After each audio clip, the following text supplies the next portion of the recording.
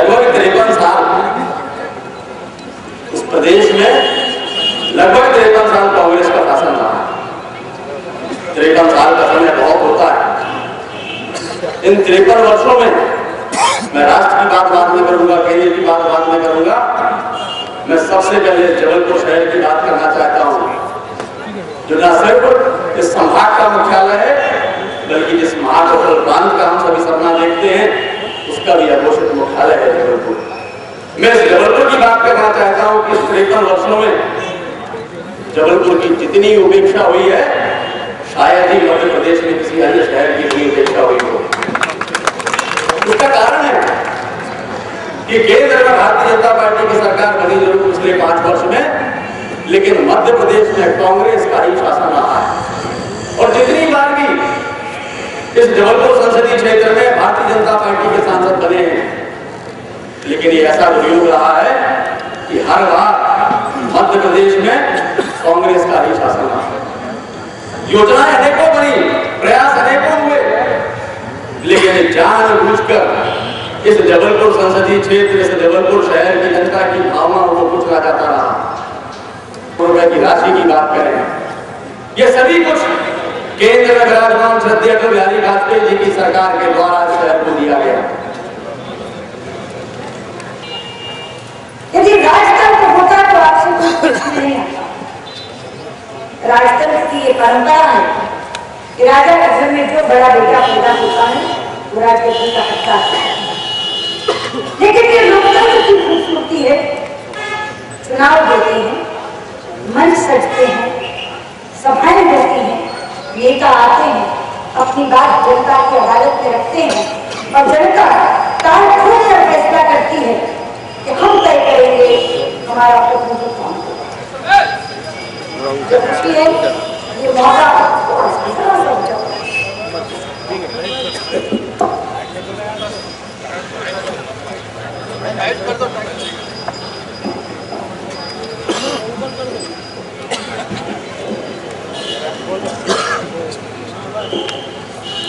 लोकतंत्र में जवाबदेही का सिद्धांत सबसे बड़ा सिद्धांत होता है। जवाबदेही का अर्थ है एक चुनाव में आओ तो वायदा करके वोट मांगो और दूसरे चुनाव में आओ तो वायदों का हिसाब देकर वोट मांगो। 1999 में हम आपके सामने आए, हमने कुछ वायदे किए थे आपसे। आज हम वायदों का हिसाब देने का समय है। केंद्र सरकार में मंत्री हूँ, भारतीय जनता पार्टी के प्रवक्ता हूँ, इसलिए आज आपकी अदालत में वो हिसाब किताब देने आई, अपनी सरकार का बही खाता साफ करना। और जब वो बही खाता खोलकर इबादत पढ़ती हूँ तो माथा गर्व से ऊंचा हो जाता है, एक आत्मसंतोष का भाव मन में उपजता है। याद कीजिए 1999 में हमने पहला वादा आपसे किया था, हम आपको सरकार पूरा समय चलाकर दिखाएंगे, क्योंकि 1999 में कांग्रेस ने राजनीतिक स्थिरता को एक बहुत बड़ा मुद्दा बनाया और वो मुद्दा बहुत अहम इसलिए बन गया था कि 99 से पहले 4 सरकारें एक के बाद एक गिर गई। पहले अटल जी की सरकार 13 दिन चलकर गिर गई, देवेगौड़ा जी की सरकार 1 वर्ष चलकर गिर गई, इंद्र कुमार गुजराल की सरकार 1.25 वर्ष चलकर गिर गई और उसके बाद 1998 में फिर अटल जी की सरकार 1.5 साल चलकर गिर गई। 4 सरकारें गिर जाए तो राजनीतिक स्थिरता बहुत बड़ा मुद्दा बनना स्वाभाविक था और राजनीतिक पंडितों ने भविष्यवाणी की थी कि एक दल की सरकार तो स्थायित्व दे सकती है, गठबंधन की सरकार बनेगी तो सही मगर चलेगी। इसलिए ये मुद्दा हमारे लिए चुनौती बन गया। इस चुनौती को हमने स्वीकार किया क्योंकि गठबंधन की सरकार चलाना आसान नहीं होता। वो उसी तरह है जैसे एक परिवार जिसमें भांत की बहुएं आई हैं, अलग अलग स्वभाव वाली, अलग अलग संस्कार वाली, अलग अलग पृष्ठभूमि वाली, तो परिवार के मुखिया के सामने चुनौती होती है। लेकिन अगर परिवार के मुखिया में उदारता है, धीरज है, कौशल है, तो सबको साथ लेकर अपने परिवार को चलाए रख सकता है। और आज मुझे खुशी है ये बात कहते हुए कि अटल जी ने इन तीनों गुणों का भरपूर प्रदर्शन किया और एक गठबंधन की सरकार, और हमने राजनीतिक समीक्षकों की ये भविष्यवाणी गलत साबित कर दी कि भारत में गठबंधन की सरकारें बनेगी तो सही मगर चलेंगी नहीं। मित्रों, सरकार चली, लेकिन मैं ये भी मानती हूँ कि सरकार का चलना महत्वपूर्ण जरूर होता है, लेकिन अच्छा चलना ज्यादा महत्वपूर्ण। और आज मुझे ये कहते हुए खुशी है कि हमारी सरकार चली और अच्छी चली, विकास के मार्ग पर चली, प्रगति की राह पर चली। एक लंबी सूची उपलब्धियों की मेरे पास है। चुनाव में इतना समय नहीं होता क्योंकि घंटों में उपलब्धियों का बखान नहीं हो सकता, लेकिन अगर मैं चंद ऐसी उपलब्धियों की झलक आपको जरूर दिखाना चाहूंगी जो अनोखी पहल के रूप में जानी जा सकती, जो अनोखे रिकॉर्ड के रूप में जानी जा सकती। मैं बात करना चाहूंगी प्रधानमंत्री ग्राम सड़क योजना। आज से पहले भी तो दिल्ली के तख्त पर कई प्रधानमंत्री गए थे, कई शासक दल आए, मगर किसी ने दिल्ली में बैठकर गांव की सड़क की सुध नहीं की थी। ये वाहिद पहले प्रधानमंत्री अटल बिहारी वाजपेयी जिन्होंने एक दिन हम सबको बुलाकर कहा, अगर ग्राम विकास का सपना देखते हो तो पहले गांव को सड़क से जोड़ो। उन्होंने कहा कि जब गांव में सड़क बनती है तो गांव विकास की पहली सीढ़ी चढ़ता है, और ये सही है। जब गांव में सड़क बनती है तो केवल कारकों का काला रास्ता नहीं बनता, केवल कंक्रीट और बजरी का मार्ग नहीं बनता। जब गांव में सड़क बनती है तो उसका अर्थ होता है उस गांव में रहने वाला किसान अपने खेत में उगाई गई फसल को सड़क के रास्ते मंडी में ले जाकर बेच सकता है और बेहतर दाम प्राप्त कर सकता है। जब गांव में सड़क बनती है तो उसका अर्थ होता है उस गांव का बच्चा स्कूल की पढ़ाई समाप्त करके घर नहीं बैठता, बल्कि सड़क के रास्ते शहर के कॉलेज में जाकर आगे की पढ़ाई पढ़ सकता है। और जब गांव में सड़क बनती है तो उसका अर्थ होता है कि उस गांव की कोई महिला बीमारी की हालत से पैर पटक पटक कर मरने पर मजबूर नहीं होती, सड़क के रास्ते शहर के अस्पताल में जाकर उसका इलाज कराया जाता है।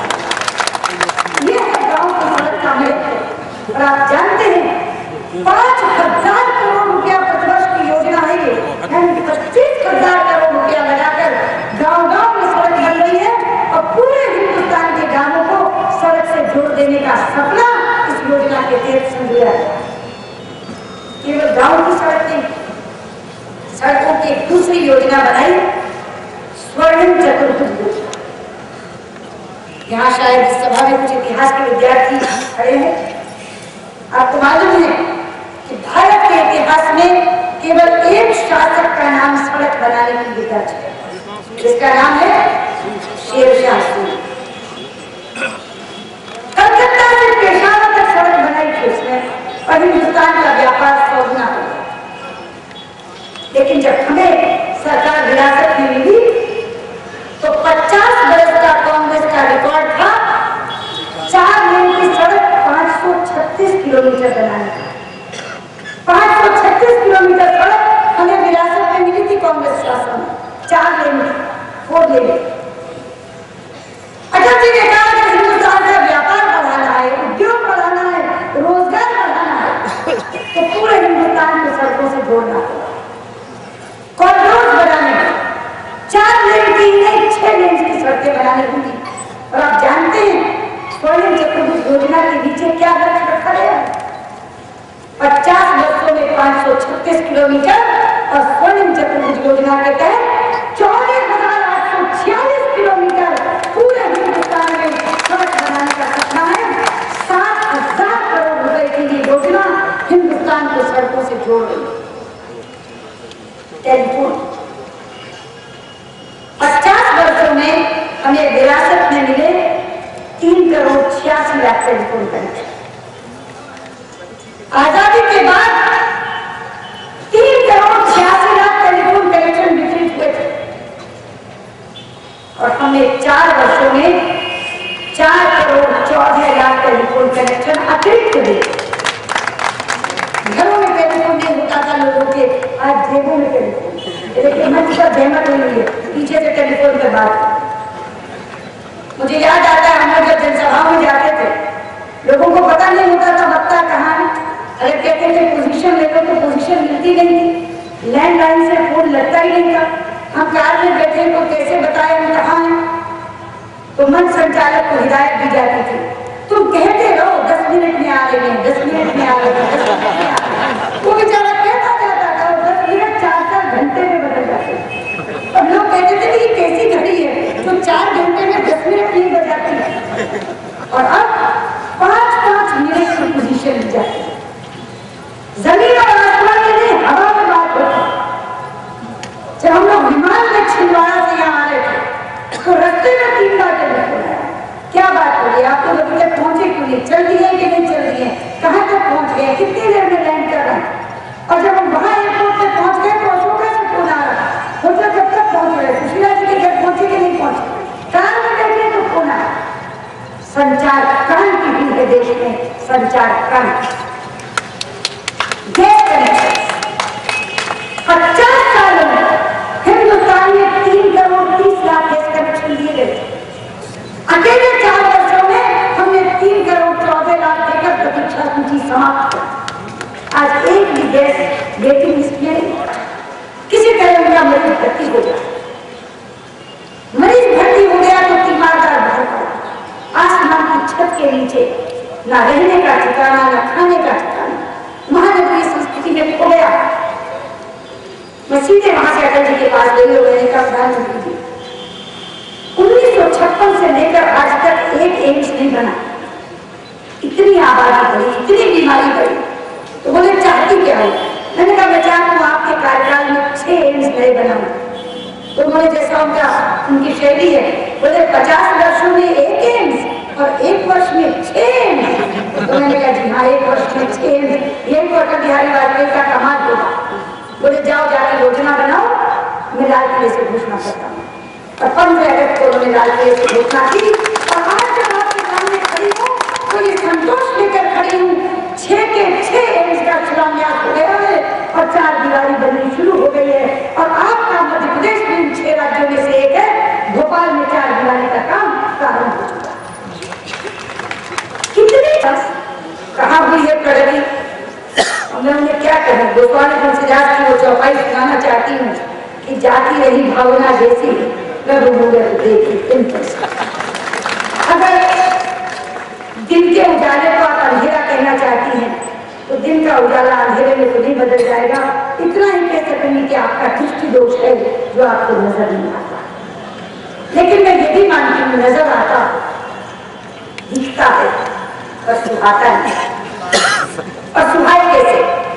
अपने मन में उन्होंने 5 वर्ष पहले प्रधानमंत्री पद की लालसा पाली, वो पद दूर से दूर होता जा रहा, तो सुहाए कैसे?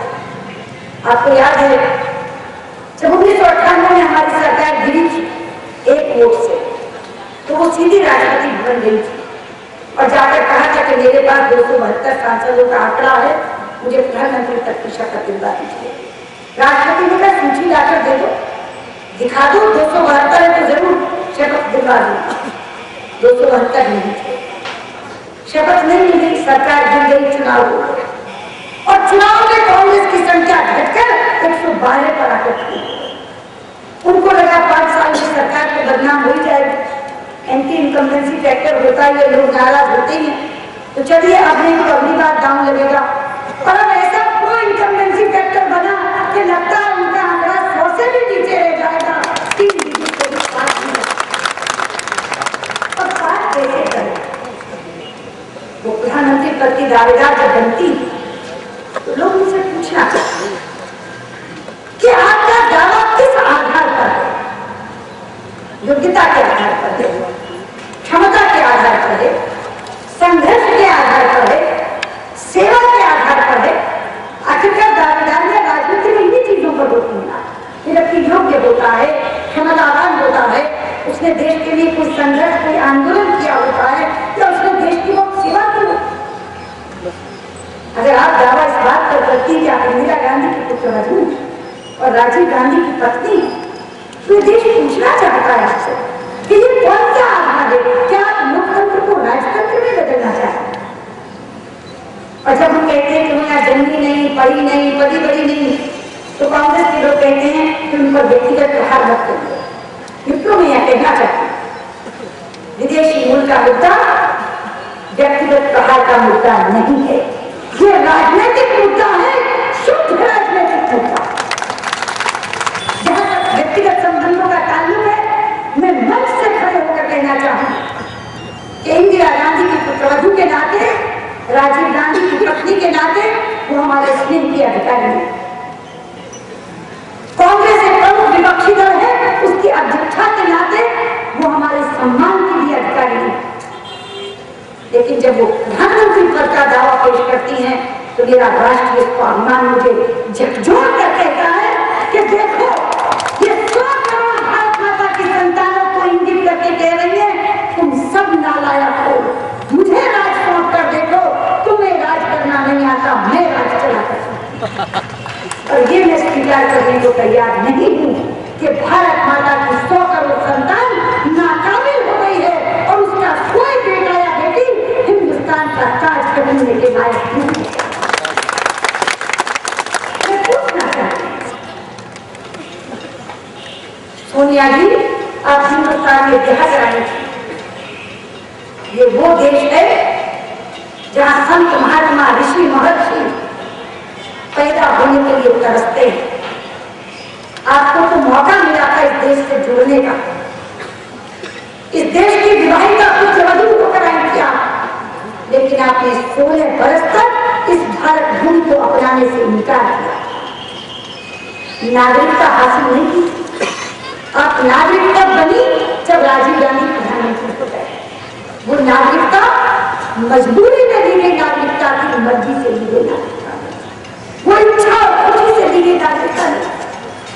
और मैं आपसे पूछना चाहती हूँ, अगर जन्म की बात छोड़ दूं कि क्या हिंदुस्तान में आने के बाद आपने हिंदुस्तान को समझने की कोशिश की?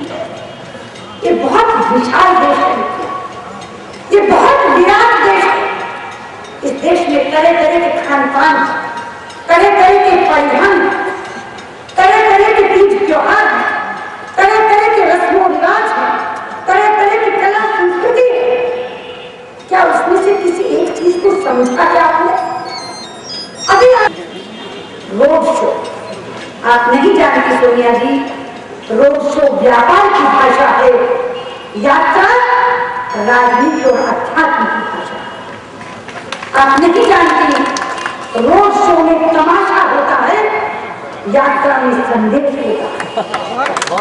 रोड शो कंपनियां करती है, यात्रा सूफी संत फकीर करते हैं और या जमीन से जुड़े जननेता करते हैं। यह है दुनियावी सोच का फर्क, यह है आपकी संस्कृति और हमारी संस्कृति का अंतर। हिंदुस्तान में धर्म गुरुओं ने जब जब जनसंपर्क का रास्ता अपनाया, उन्होंने अपने अभियान को यात्रा का नाम दिया। आज गुरु शंकराचार्य की यात्रा की, जैन मुनि यात्रा करते हैं, दंडी स्वामी यात्रा करते हैं, सिख गुरुओं ने यात्रा की। इस देश में जब जब जननेता बाहर निकले जनसंपर्क के लिए, उन्होंने हमेशा अपने अभियान को यात्रा किया। महात्मा गांधी ने गांधी की यात्रा की, विनोबा ने भूटान यात्रा की, चंद्रशेखर जी ने भारत यात्रा की, डॉक्टर मुरली मनोहर जोशी ने एकता यात्रा की, लाल कृष्ण आडवाणी ने स्वर्ण जयंती रथ यात्रा की और वो भारत उदय यात्रा कर रहे हैं। लेकिन आपको ये समझ नहीं आया कि भारत में लोगों से संपर्क करने का पारंपरिक माध्यम को यात्रा कहा जाता है और रोड शो नहीं कहा जाता। ये तहसील का अंतर, एक और संस्कृति का अंतर बताती है। मित्रों, ये हमारे देश की तहसील है। हम कुर्सी चौरा में सुबह जल चढ़ाते हैं, रात को दिया जलाते हैं। हम गंगा मैया की आरती उतारते हैं, हम गोबर से घर आंगन लिखते हैं। लेकिन तुलसी को बेसिल, गंगा को गेंजिस और गोबर को काउंटर कहते गलती चीज मानने वाले लोग हिंदुस्तान के प्रधानमंत्री नहीं है। क्योंकि तुलसी हमारे लिए पौधा नहीं, माँ है। गंगा हमारे लिए नदी नहीं, माँ है। गाय हमारे लिए जानवर नहीं, माँ है। और ये भारत भूमि हमारे लिए देश नहीं, माँ है। हमारी के लिए भारत मातृभूमि है, उनके लिए केवल एक देश। और ये जो शब्दों का छोटा सा अगर नहीं तो मरे हम और राज करें आप, ऐसा सौदा हमें मंजूर नहीं। इसलिए मैं आपसे कहना चाहती हूँ, ये लोकसभा का चुनाव, ये देश का प्रधानमंत्री चुनने का चुनाव है, ये देश के सर्वोच्च पद पर शीर्षक नेता बनने का चुनाव है। इस देश का प्रधानमंत्री वही होगा जो हिंदुस्तान की जड़ों से जुड़ा होगा, जो भारत के दर्शन को समझता है, जो इसकी जीवन पद्धति में रचा बसा, जिसने इस देश की पीड़ा को केवल समझा नहीं भोगा है। और हमारे यहाँ पे ऐसा व्यक्ति पद पर आसीन है जिसने दूसरे लोगों की पीड़ा को अपनी कविताओं में जबान देने का काम किया। सोनिया गांधी खास करके कहती है, कह दो अटल जी से कविता करने से राज नहीं चलता। तो मैंने कहा दूसरों के लिखे भाषण पढ़ने से राज चलता। मैं हैरान हूं, ये सवाल भी मेरे मन में कई बार उठता है कि आप नेता प्रतिपक्ष थी, आपने नेता प्रतिपक्ष के रूप में कौन सी योग्यता प्रदर्शित की कि लोग आपको प्रधानमंत्री बना दें? मैं तो संसदीय कार्यमंत्री थी, रोज देखती थी। आज मैं अधिकृत रूप से कह सकती हूँ, 4 वर्ष तक वो नेता प्रतिपक्ष रही। हमने पहले के नेताओं को भी देखा, नेता प्रतिपक्ष क्षण क्षण इस सरकार को घेरते। लेकिन आज मैं आपके सामने कहना चाहती हूँ, 4 वर्षों में इस समय की नेता प्रतिपक्ष ने एक प्रश्न नहीं पूछा।